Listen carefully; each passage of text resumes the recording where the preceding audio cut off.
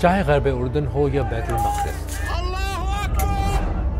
فلسطینی علاقوں میں یہودی سیٹلرز کے فلسطینیوں پر حملے۔ Arabs will not stay in the Gaza Strip. Who will stay? Jews. اور غزہ میں جو ہو رہا ہے اس کی تو نظیر ہی نہیں، لیکن اب تو اسرائیل سے ایسی آوازیں بھی آ رہی ہیں کہ فلسطینیوں کو غزہ سے مکمل طور پر بے دخل کر دیا جائے۔ الٹرا نیشنلسٹ اسرائیلی یہودیوں نے تو غزہ کے ساحل کے سامنے گھروں پر بھی نظر رکھی ہوئی ہے۔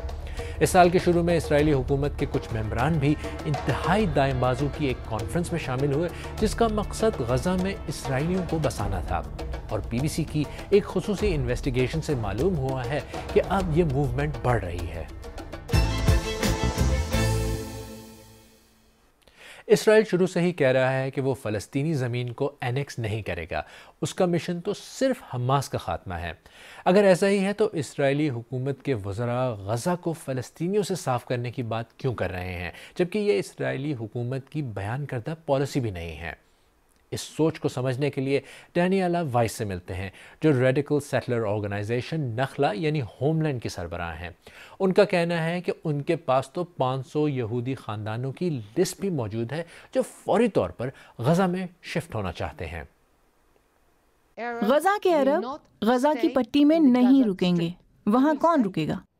یہودی۔ افریقہ بہت بڑا ہے، کینیڈا بہت بڑا ہے، دنیا غزہ کے لوگوں کو بسا لے گی۔ ہم یہ کیسے کریں گے؟ ہم ان کی مدد کریں گے۔ غزہ کے فلسطینی جو غزہ میں رہنا چاہتے ہیں، کیا آپ کہہ رہی ہیں کہ انہیں زبردستی نکال دینا چاہیے؟ غزہ کے اچھے فلسطینیوں کی نکلنے میں مدد کی جائے گی۔ میں زبردستی کے بجائے مدد کا کہوں گی، کیونکہ وہ جانا چاہتے ہیں۔ اور اگر وہ نہ جانا چاہیں تو؟ نہیں، وہ جانا چاہتے ہیں۔ اگر نہیں تو پھر؟ جانا چاہتے ہیں۔ اگر وہ نہ جانا چاہیں تو؟ عام لوگ اس جہنم میں نہیں رہنا چاہیں گے۔ آپ جو کہہ رہی ہیں وہ ایک پوری نسل کو صاف کرنے کا منصوبہ لگتا ہے۔ آپ اسے ایتھنک کلینزنگ کہیں یا مہاجرین کہیں، جو چاہے کہہ لیں۔ آپ اسے نسل پرستی کہنا چاہیں تو کہہ لیں، آپ اپنی تشریح کر لیں۔ میں نے تو اسرائیلی ریاست کے تحفظ کا راستہ چنا ہے۔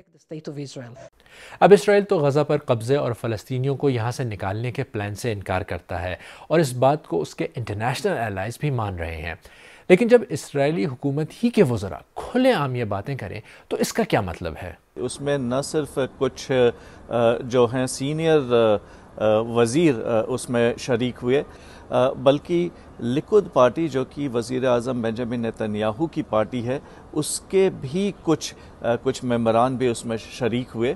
غزہ میں 2005 میں اسرائیل نے غزہ سے انخلا کیا اور وہاں پر تقریباً 21 جو بستیاں تھیں، وہاں سے 9,000 وہاں صرف محض 9,000 یہودی رہتے تھے، ان کو باہر نکالا تھا۔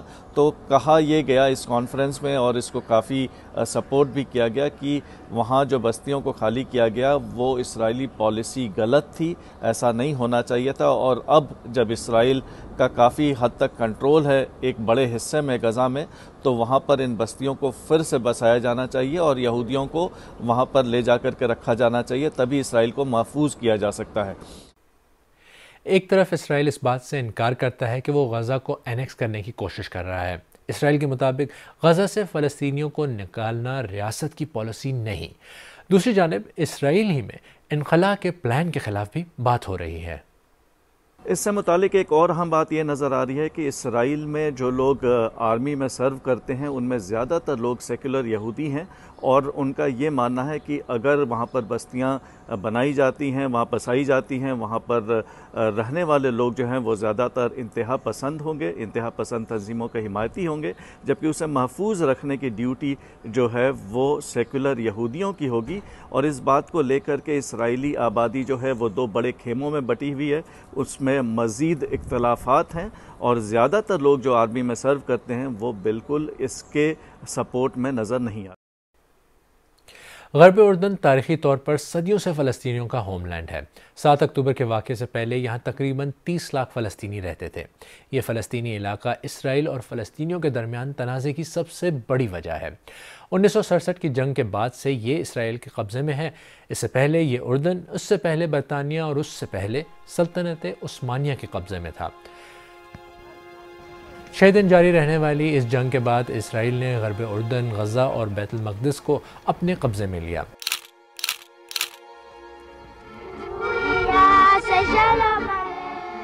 اس کے بعد یہاں یہودی نو آباد کاروں نے آنا شروع کیا اور پہلی اسرائیلی سیٹلمنٹ کا قیام ہوا۔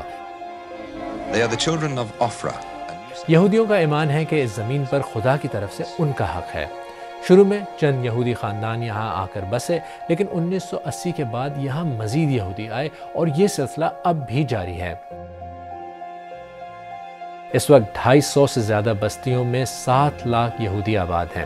اقوام متحدہ کے مطابق 2012 سے 2022 کے دوران غرب اردن اور بیت المقدس میں یہودیوں کی تعداد 5,20,000 سے بڑھ کر 7 لاکھ سے زیادہ ہوئی۔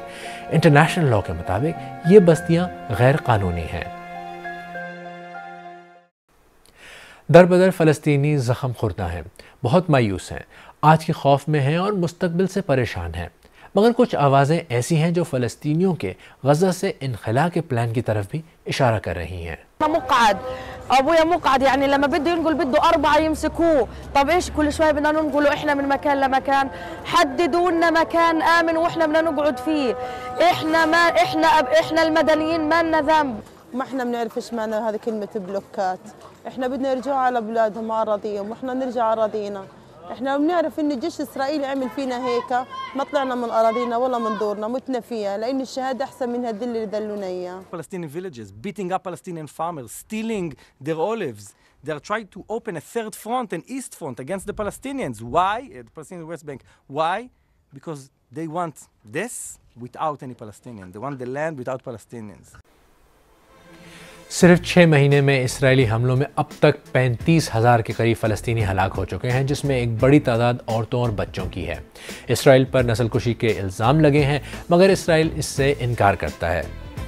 جو ہو چکا ہے وہ تو اب نہیں بدلا جا سکتا، لیکن فلسطینیوں کو سرے سے ہی غزہ سے نکال دینے کی بات کو نظر انداز نہیں کیا جا سکتا۔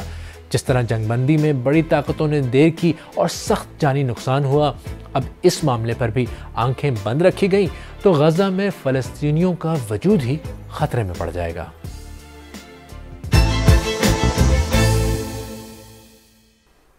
اگر آپ کو ہمارا پروگرام پسند آیا تو ویڈیو کو لائک کریں، ہمارے یوٹیوب چینل کو سبسکرائب کریں، بیل آئیکن پر کلک کریں اور اپنی رائے نیچے کامنٹ سیکشن میں ضرور دیں۔